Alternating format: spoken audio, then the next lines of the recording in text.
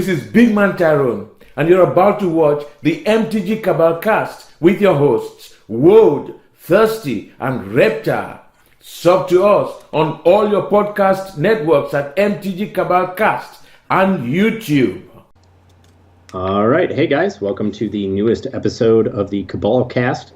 We touched a little bit last week that we were going to be going over some Modern Horizon stuff this week. So our topics today are going to be basically staying agile during spoilers, what that means, how you can protect yourself against getting blown out on like a bad spec or going all in on one spec, picking the targets, and then just general guidelines for pricing and grading, because we've each received some PMs about some discrepancies and wanting advice on that. So with that, we will start it out with the guidelines for pricing and trading.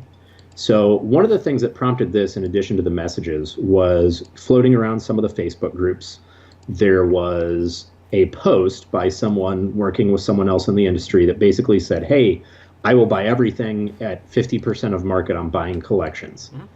And there were some astute financiers out there who were immediately like, okay, will you buy X amount of this card at 50% of market?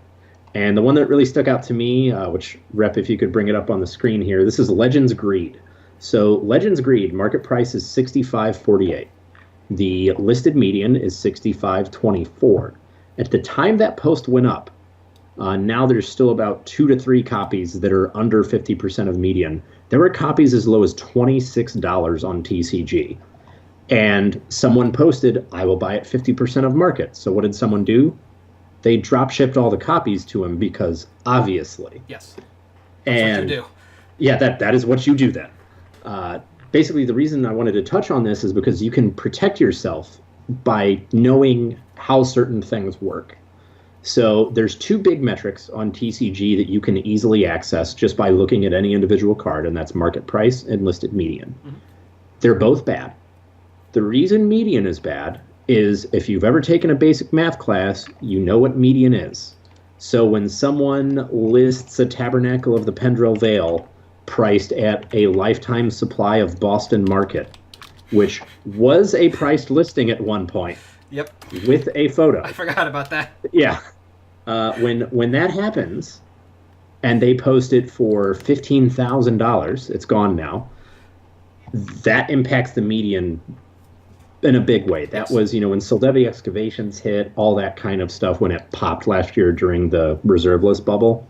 That was basically the type of stuff that was going on. You would just have someone list it super high and boom, there it is. So the market price is bad, particularly on old school and reserve list cards, because it is not a timed metric. It is a historical numerical metric. So a certain number of sales have to occur before the market price shifts, which is good from a market principle because it's only worth what somebody wants to pay. Yes. But it's bad from the trading principle because some people just don't want to pay anything on a card. So market being 65, low for LP is still $32 on that Legends Greed, which obviously means there's no movement there, there's no liquidity, there's nothing. Nope. So one of the things that I generally suggest people do when they're starting out or just trading to protect themselves, find an app you can use, and if you trust it, like I use MTG Familiar, for example, figure out your margins based on that.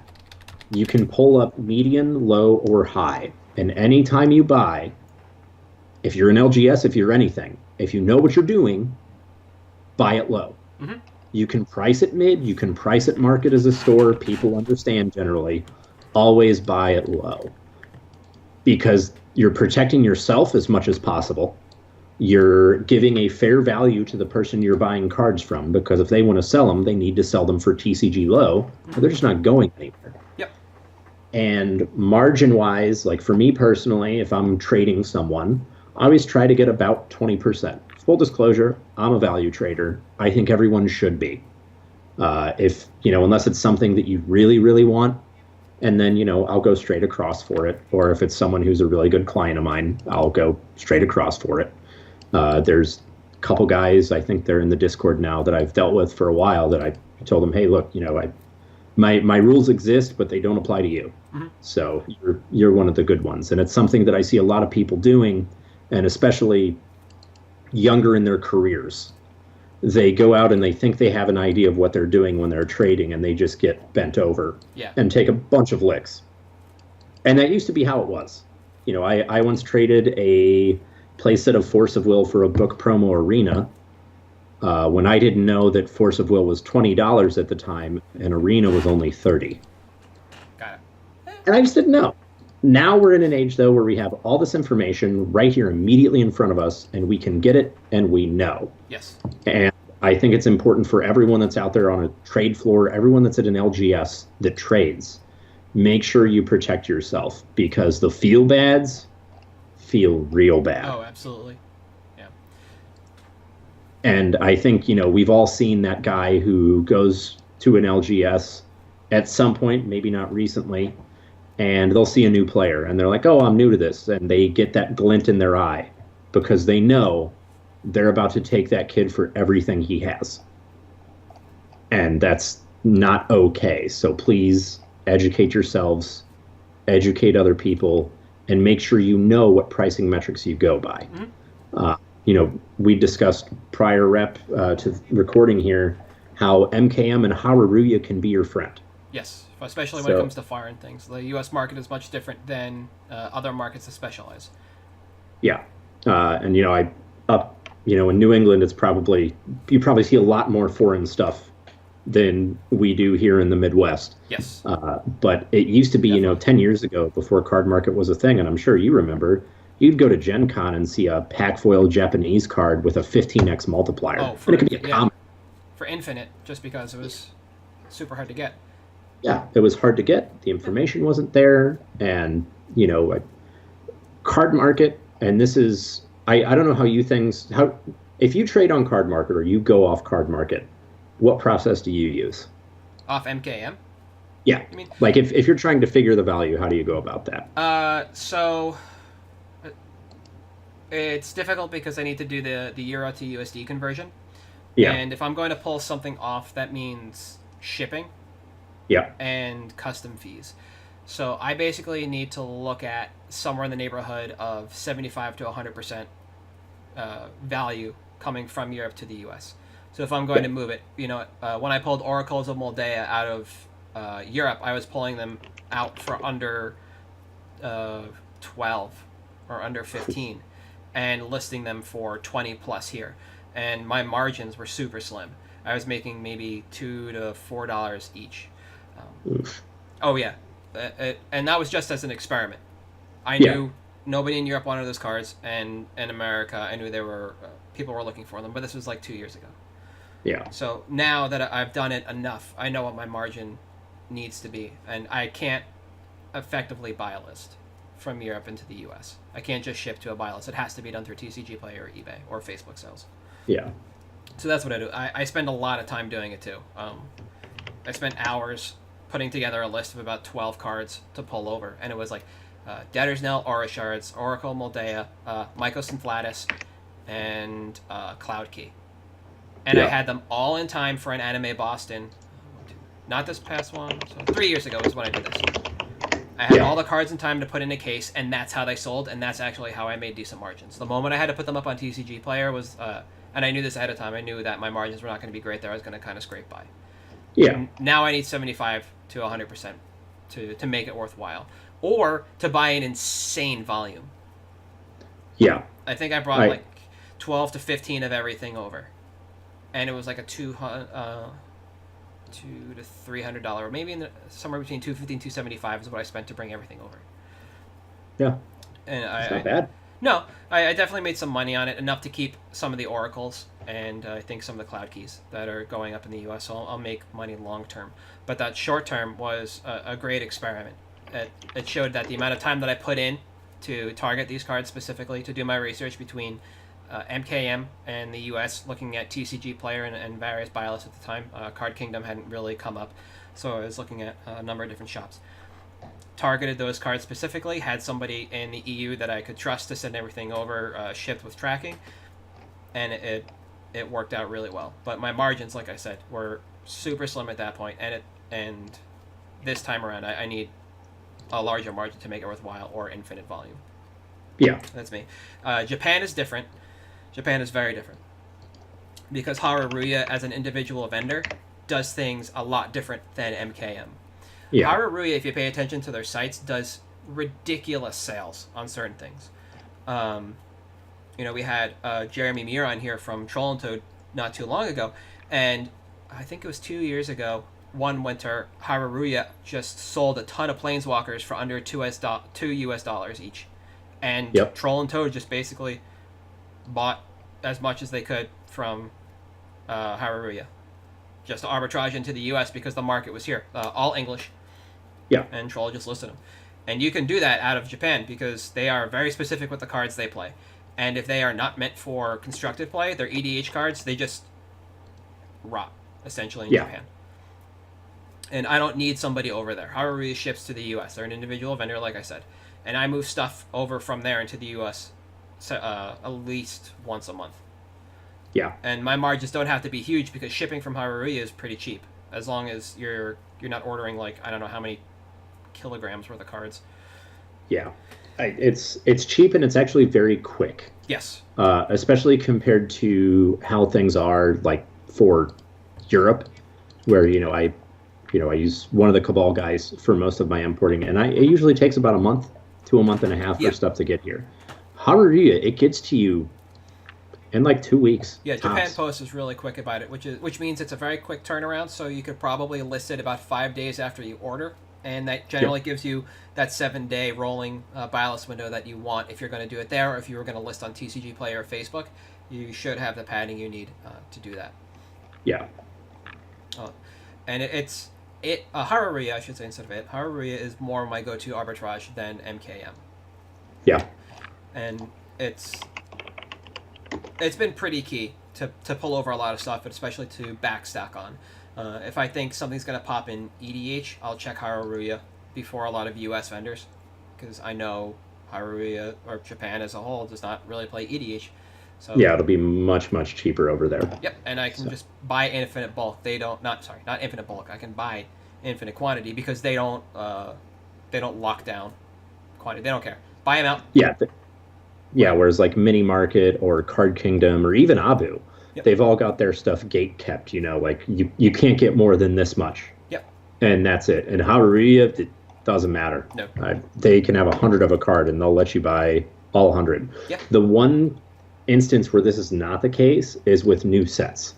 War of the Spark, I ordered a bunch of foil Japanese Tomics because they had them for 400 yen. Which is like $3 and change, $3. Yeah, US. and English foils were like $7. Yeah. So obviously, plus that card is just busted in half in Legacy.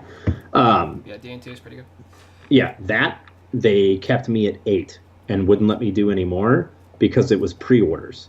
Oh, okay. So I've never once pre-ordered anything. Yeah, once for pre-orders they do gatekeep. Other than that, though, you're generally fine. Yeah. Whatever you want to do, go for it. Yep. No, I like ordering from them when I have to. There are certain things that I pull over in Japanese that I sit on that I can count on them to restock fairly reliably because it was not a Japan-only product, but it's in Japanese, which means it's harder to find around the world outside of MKM right now and Haruruya. Those are my two go-tos. Yeah. So it depends on where I'm looking in regards to the marketplace and what I'm moving in, and it's taken me a long time to figure out those margins and those markets. But it's definitely worthwhile to have done the work and understand what's going on. Yeah, for sure. Not being a large vendor, either of us, we don't have the ability like Star City to use a forwarding address or some of the other people in the U.S. Face-to-face games does GPs in Europe, so they can just let everything hang out there and then pick it up and bring it home, and they arbitrage that way effectively off MKM and just Europe in general. And then you have like Galactus Games that kind of does the same thing, but they are from Europe, so they just literally so it's a little bit harder for them. Yeah, they just literally move the stock over here. Yeah, and that's a game that's all about margins and understanding what you need to get to make things worthwhile, how you want to grind, what your ROI is, what your time is worth. Yeah, that's all part and parcel. It's not like sitting down to trade against, not against, but with somebody. Mm-hmm. You know, if you want to make your margins there because you know what you're going to be getting is worth more on the buy list than what you're giving out, that's fine, and your time is worth money, obviously, but you're not going to be sitting there grinding with somebody for hours on end to try and, you know, eke out a couple bucks. Yeah, definitely not. So you don't have to worry about the human capital involved in that. Like, I don't care that much about margins in trading. I usually pick up stuff that I know is currently popping or looks like it was going to. Yeah. I picked up Summoner's Pacts when they were 7. I would take them all that I could find on one F&M because $7 for that card was ridiculous. At that point in time, Amulet had just gone like back to back in Star City events. Like, why is that? Why was that card $7? Just pick them all. No reason. Nope. I just ate them all. Gimme. And it just even trades. People wanted Doom Whisperers and other standard mythics, planeswalkers, whatever. Take them. I don't care. I don't care about standard. Get that crap out. Gone. give me modern playables. Give me staples for formats that people actually care about. I don't care about rotating crap. Okay, go. No, it's garbage. Yeah, I'll make my margins up in the end. The only thing I'm not sure I'm going to make my margins on are like my 200 Sunbirds invocations. I don't know. I think odds are good there. It'll get there. It's like it's got to. It's inevitable. I think so too. But I like my entry price in on those was like 25 to 45 cents because I bought them all off like TCG Player and Troll. So like wicked cheap. It's just I need to wait for buy. There we go. 72 cents on buy list. Did it. Yep, did it. We're done. See, told you. That's easy. Yeah, Card Kingdom wants 167. I'm in. So there you go. That's insider trading right there. Yeah, that's what that is. Everyone, that's insider trading. It literally inside my trading. It. Yeah. Boom. Done. No, I also don't represent a store. I'm an individual, so I don't have to worry about my margins like that when I do my own trading. When I do work as a vendor, though, then that changes. You know, I have my buy list that I need to work from, and then trade bonuses, what have you, cash risk credit, etc. Everything else, Yeah, and those are two completely different things. Also, when looking at trading and buying as an individual, the other thing I have to look at is when I'm collection buying, I have a floor. And if the price of your card doesn't broach that floor, then I have to evaluate it effectively as bulk, and my number on bulk is going to be less than a buy list. Why? Because now I am assuming risk. Yep. I am sitting on those cards, and I have to find a way to out them, and nobody wants bulk right now. No. I could have gone to Providence. It's a 5-hour drive, and maybe have gotten rid of bulk if I wanted to bring it. Like, I got a 1K of bulk right now. Thank God. That's as little as I have. But that assumed risk is something that a lot of people don't understand when they're selling cards to an individual in the area. I'll pay well on format staples from Modern and Legacy, Standard as well, if I know I can get rid of them. But knowing what that floor is and explaining that to people is also really important and part of the deal, basically. Yeah, I mean, I pay 65% on real cards. Yeah. And my bulk number is $3. If anything's less than $3, I'm assuming a lot of risk taking that, so I'm going to pay a bulk on it. Yep. Because it's really hard to, one, make money on a card that low if you sell it through TCG. Yep. And two, I don't ever want to sell just that card. Yes, you want to bundle it. I always want it to be with something else, and that's, kind of a risk. That's also where, stuff like Card Sphere can come in handy because you can fill it out. It's another arbitrage method. You buy it from a local, put it on CS, and maybe you can get rid of it there, and even in one package, it's still fine. Yeah. The other thing that just came into play, and we talked about this when they announced it, was the shipping change to TCG Player. I got my email sometime this week from TCG Player that's like, congrats, we're finally rolling this thing out, which basically means that you can spend less than $2 on any single store, and the assumed shipping cost is now on the store. So that floor that I was talking about, because my out used to be TCG Player for bulk stuff like that, because like I said, nobody wants it, now has to be raised if I want if I think I'm going to out it through TCG Player. That's the other thing. So trading practices versus buying practices, and knowing your margins and your outs is really important to this, regardless of whether as a store you should understand your outs, but as an individual that's different. And it is, again, as we harp on it, one of those things that a lot of new people just don't understand when they come in. They might just want to buy everything. They might just want to be a card vacuum. Cool. what are you going to do with it once you have it? That's why I'm very picky about what I buy locally. I don't want to buy standard. I do not want to buy standard, even if it's the hottest planeswalker, except Karn. Yeah. I'll buy Karn until they ban him. Yeah, well, that's an Eternal card that happens to be in standard. Ta-da! Figured it out. Yeah. Yeah. I'll buy him all day long. But other than that, I don't care about Bolas. I don't care really about Ugin. Like, F it, man. That stuff's gone. Speccing on standard cards is different. I don't buy those from locals. I won't trade those from locals because I don't want to spend market value on those. Yes. So, as we move into picks this week and you go back and you look at some of the picks I've made that are standard cards, I'm not picking those up from locals. I'm not trading for those. I'll take them as throw-ins if we need to even things out, but I am not targeting them out of binders. Yeah. Unless I thought it was like the Shocklands, then sure. We're seeing some of them pop finally after sitting at lows for I don't know what now, almost a year from the first draft set. Feels like forever ago. Yeah. Like if I thought they would pop sooner, I probably would have pulled them out of binders. But I just this time around I didn't care. It's a third printing. They've kind of lost their luster in that regard. Yeah. I think original printing's the way to go, and I just didn't care what happened to the new ones. They go up, they go down. It doesn't matter to me. I don't think they're going to hold as much value as the original ones. Yeah, it doesn't really do a whole lot. Nope. But talking about speccing on standard cards, moving into the next topic about staying nimble or being agile during spoiler season. This is kind of an anecdotal topic based on what happened this week and some of the things we saw with the spoiling of Mama Bear. Not literally Mama Bear, the actual legend that pumps up your bears. I don't feel like bringing it up. You guys can go to Mythic Spoiler and check her out. But basically, it brought back some cards that were entirely obscure in Bearscape from Odyssey, which is basically Night Soil, but for bears. You just exile 2 cards from your graveyard, and you make a bear. One 2/2 bear, or 2/2 bears. I think it's 1/2 bear. Yeah. And then that bear ETBs, it triggers your mono green general, who can either put counters on any bear you control, or the bear that entered can fight something else.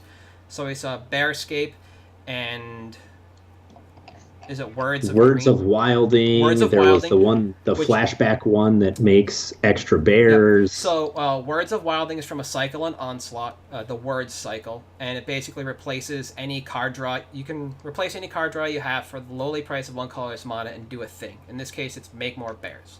And so what we saw was second Bear Legend released, and people just started going nuts. Apparently, bears are a tribe in EDH that was just on the fringe of playability, from what we're led to believe. So, it goes up and people go crazy in our Discord and all over the internet. And what we saw was a couple of guys in our Discord start moving in on bear cards, you included. Bearscape, baby. I bought it. I did not. I held off. I am not the example of agility in this one. I was staying steadfast in my lane. I was waiting for something else to come through. Worked out.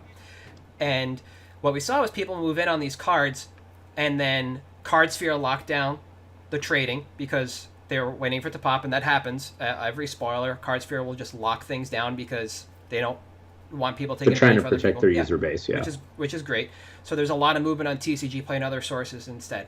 So some of our guys moved in on Bearscape and other things, and then almost immediately had turnarounds for them. So that arbitrage we talked about before, they were like, some of our guys were super nimble and just had outs immediately. They knew that they were going to be selling to other speculators, so they chose options that would ship quickly. And instead of drop shipping, got their orders in 2 or 3 days and moved them immediately, and basically set up the deal as soon as they made it.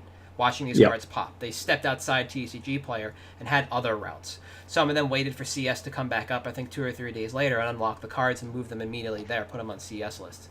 And this is something that happens in every spoiler season.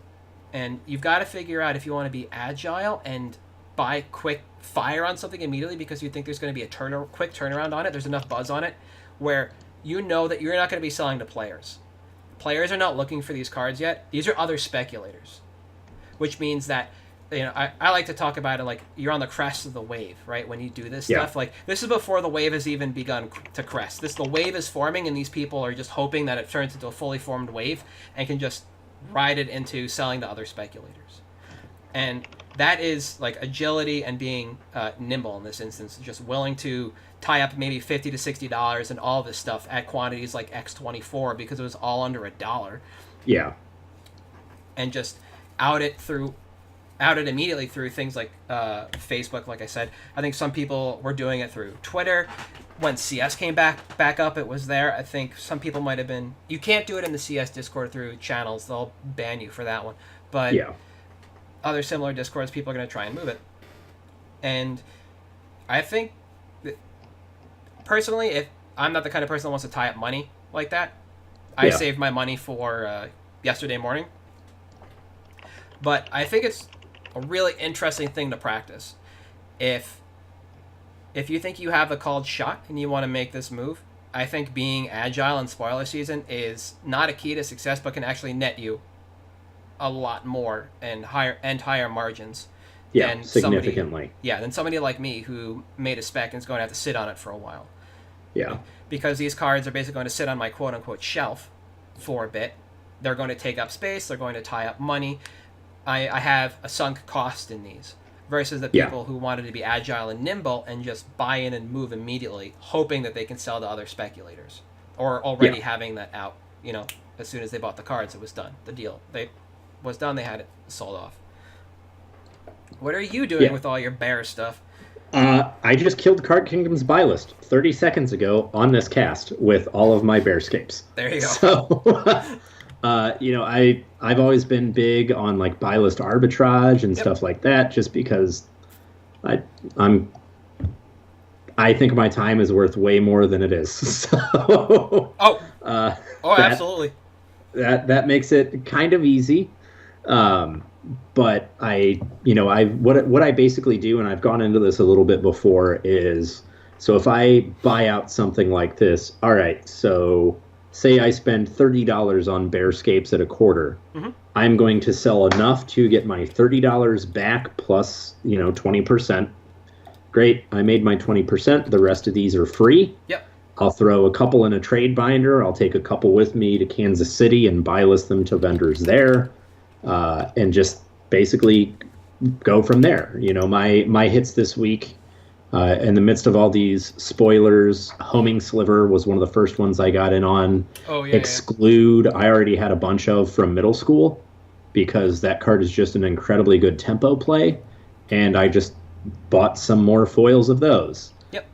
It was that, Homing Sliver, I dug out my playset of Prohibits. And I even was able to, just by looking at TCG after the first sliver was spoiled, find a foil Japanese... Literally the first sliver, right?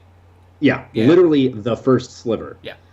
I found a foil Japanese Manaweft sliver for $5, and I have now sold it for $15 to someone on Facebook. Why not? Yeah. Hey, it's there. The opportunity's there. And then when Genesis was spoiled... Oh, yeah. This is one I'm actually going to sit on. Because I think Genesis is the type of effect that it's very unique, it's very powerful, it does something that doesn't really exist in the format, and I think it's fine to sit on, and buy list numbers are already, it's on Card Kingdom's buy list for $12, and I paid sub 12 for all of the 6 copies I got. Okay. So, but that's something that I'm a little bit more confident in, just personally, based on how I feel about the card. No, it makes sense. I'm checking something out. Okay, I was right, kind of. Genesis was only printed in Judgment, but I remember this card being so expensive for so long, and MTG Stocks only has data back to October 12th, where it's $13, and slowly over time just trickled down into nothingness, because I guess everybody stopped playing him in EDH, or it in EDH. It stopped being a thing. Yeah, bottomed out at about $5. For some reason, I thought this was like a $40 card. At one point during Extended, it was. Yeah. And then the other one that I bought in, and this is me being nimble, I guess, was Foil Goblin Ringleaders. Yeah, we talked about that. Yeah, I got a couple of them because based on the goblins we've seen so far, there's one slot it could be in. Thanks, Scryfall, for your awesome number crunch. Yeah. But it's the type of effect that I think is good and limited, is not busted, and I have an out for him already for a guy that will pay what I did, worst case scenario, in a week. Yeah. So we'll see when the spoilers are done and go from there. But 90% of what I've done, the bearscapes, the homing slivers, all that, already sold because I lined up. Great, here's my margins. Let's go. We're done. Yeah. The only thing I have left is I think I have 7 foil homing slivers from Miniature Market. I got to drive by there and pick up. So, yeah. No, but I like that. You got to have the time and the outs to do it, or the time to create the outs to do it. And if you can, like I said, I think you reap the rewards a lot faster than doing something like I am, which is picking up a card that I have to sit and wait on. I assume I'm not going to have to sit and wait on it that long, but it's still, like I said, it takes up space, it ties up more money because of that, and I'm not going to be able to just churn that. I'm waiting for larger returns in the end, hopefully, than what people were getting off the bear stuff. But I have to wait on it, so I can't just churn it constantly. Like, I couldn't just take all the money from what I'm going to sell in a week, because I doubt I'm going to be making that much, and like buy infinite of the red black swords. Like, I'm not going to be able to do that kind of thing, But I think it's a great practice for the people who have the time and the ability, and if you think that you have the free capital to tie up, it's probably something you should be looking into. But you're going to want to kind of dry run it once or twice beforehand. There are people that kind of subscribe to the faux speculation that Ches Andres used to do, where every now and then he used to set up this, and people do it with the stock market too, in like high school and college clubs, where you have X amount of dollars, and you buy stocks, in this case Magic cards, at a price that you think are going to go up. You buy your quantity, and you basically spend your money, and then you just track them over time. And this is the kind of thing where I would learn to make my picks and dry run that and check on the money, and then worry about your outs later. See what people like. If you thought the bears were going to be good, look at the avenues with which people are trying to buy those bear-based cards. Is it Facebook? Is it Twitter? Did buy lists shoot up enough quickly to make those returns? Note that down for the next set release in 3 months. For the standard set. Then try it with a standard set, because master sets are different than standard sets. So everything's going to be a little different. Maybe you want to have an eye when it comes to standard, and you want to look only at eternal playable cards, which there generally are maybe somewhere between 0.75 and 1 eternal playable card in every standard set right now, meaning modern and older. If you want to look at that, you got to spend a lot of time reading the spoiler and paying attention to various subreddits and groups like we've talked about already. But it can definitely be worth your time and worth your money. And from that, I just want to segue straight into picks, because we came to the same conclusion through conversation. We're coming at the same card, but different directions. So this week, a card was spoiled via an official WotC channel. Surprise, surprise, they were able to get this one out. Somebody else didn't grab it. Unbound Flourishing. It is basically doubling season, but for X spells. So it's an enchantment for 2 and a green. Hopefully you can read it. I got it up on screen. Whenever you cast a permanent spell with a mana cost X that contains X, double the value of X. So what does that mean? Well, if you're casting a Hydra, for instance, you double that X in the Hydra cost. Whenever you cast an instant or sorcery spell, or activate an ability, if that spell's mana cost or that ability's activation cost contains X, copy that spell or ability. You may choose new targets. So if you cast Fireball, you get a new Fireball. You can target something else. But, and this is where we came at this card from different directions, I chose a card with an activated ability that requires a card that requires creature activated abilities in Simic Ascendancy. It's a card that says win the game on it, which is generally pretty powerful for EDH. Really cheap in price for that point in time. So if I bring up the MTG stocks page for it, you can see it basically started at some number that was ridiculous in $4 and just kind of bottoms out to like 25 cents and eventually comes back up towards $1. Yeah. And this is a card that requires onboard setup. So in blue-green, you have no shortage of creatures and other permanents that involve X on them. And Simic Ascendancy only requires 20 counters to win the game. So if you just have Unbound Flourishing in play and pump 10 through a Hydra, ta-da! You got there. Pretty quickly. Yeah, beginning of your upkeep. So you can cast Hydroid Krasis at the end of the person's turn to your right for 10 and win. Ta-da! And all versions of this card except for the set foil were underpriced on TCG Player. If I was looking at balance values, which I was. Yeah. Card Kingdom was buying this for 29 cents, 33 trade. I think that's still the price on it. We might see an update on Monday if things flow through. I bought 84 copies at 49 cents from one vendor. They're out of stock now. And then I went across TCG Player and I bought out I didn't buy it, sorry. I bought a handful of, not set foils, but the pre-release promos that were underpriced. Those are sweet, yeah. There were some pre-release promos that were actually cheaper than CK Buy List. And then a handful of the launch party promos that have completely different art. Yeah. The problem is that right now nobody cares about the launch promo, so I didn't buy a lot of them. I think I have like 8 or so. Yeah. I figure in time it's unique art. They'll dry up because it's a limited quantity, more limited than set rare, and we'll see that go up. It's not like trying to bank on the pre-release promo, which is stamped and thus creates a smaller audience than a non-stamped foil.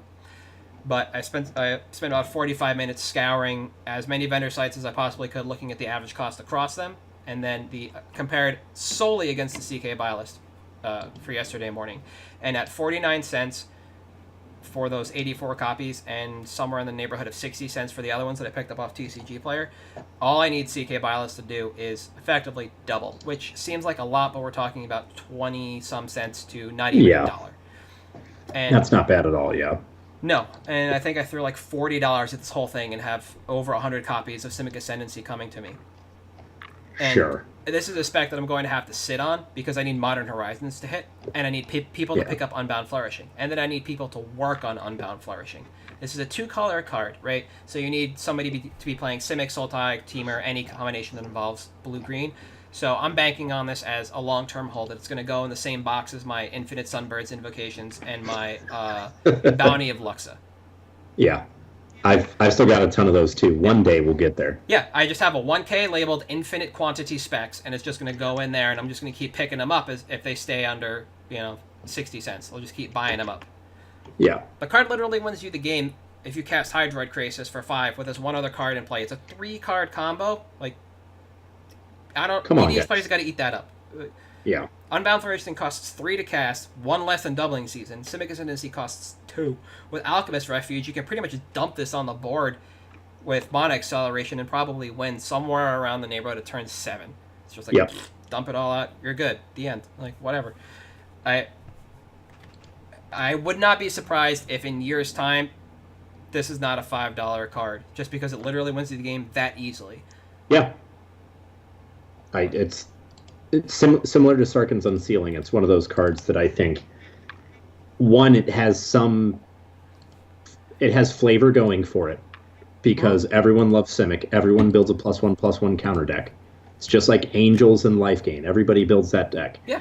And just sitting on it for like a year, and I said this when I picked Sarkhan's Unsealing, I think in a year, I wouldn't be surprised to see it as a $5 card because EDH loves this. Yeah. So I tackled it from a little bit different direction. I went for Helix Pinnacle, which has somewhat dried up since we posted this in the Discord the other day, probably because this is one of the more obvious choices. Yes. So, Helix Pinnacle, it's in a set that wasn't really opened a whole lot. Eventide, the print run was low. Mm-hmm. And it's 1 green mana, X, put X tower counters on it. If there's 100 or more on it, you win the game. This one has mono green going for it, and mono green loves to ramp as much as possible. Additionally, and I don't think a lot of people necessarily know this, take the non-English filter, put the non-English filter on. Include non-English cards when you search for something. For example, Helix Pinnacle. English low is $24. There are Japanese copies available for sub 14.